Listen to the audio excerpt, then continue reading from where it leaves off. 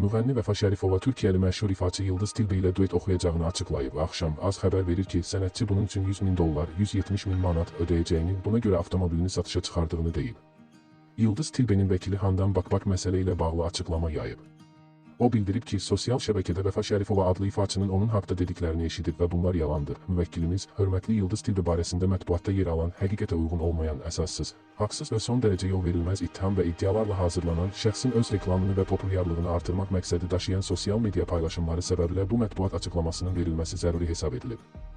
Azərbaycanlı müğənni Vəfa Şərifova həm ölkəsində yayımlanan televiziya proqramında, həm də sosial media hesablarında Yıldız Tilbe ilə duet oxumaq üçün 100 min dolları ödədiyini, müğənninin pulu almasına baxmayaraq duetdən imtina etdiyini və onu çətin vəziyyətdə qoyduğunu həm yazılı, həm də vizual formada iddia edib. Bildirilir ki, Yıldız Tilbenin adı çəkilən şəxs ilə heç bir əlaqəsi, yazışması, paylaşımı, işbirliyi və ya görüşü olmayıb. Bu iddialar tamamilə uydurma, qərəzli, qanunsuz, şəxsin nüfuzunu və tanınmışlığını məqsədli şəkildə hədəf alan, eyni zamanda bir çox cinayət tərkibi yaradan hallardır. Bununla bağlı zəruri hüquqi tədbirlər görüləcəkdir. Həmin açıqlamanı Yıldız Tilbe rəsmi Instagram hesabında yayımlayıb. Qeyd edək ki, aparıcı Zaur Nəbioğlu öz verilişində məsələni gündəmə gətirib, Vəfa ilə birlikdə bu açıqlamanı yaymışdı.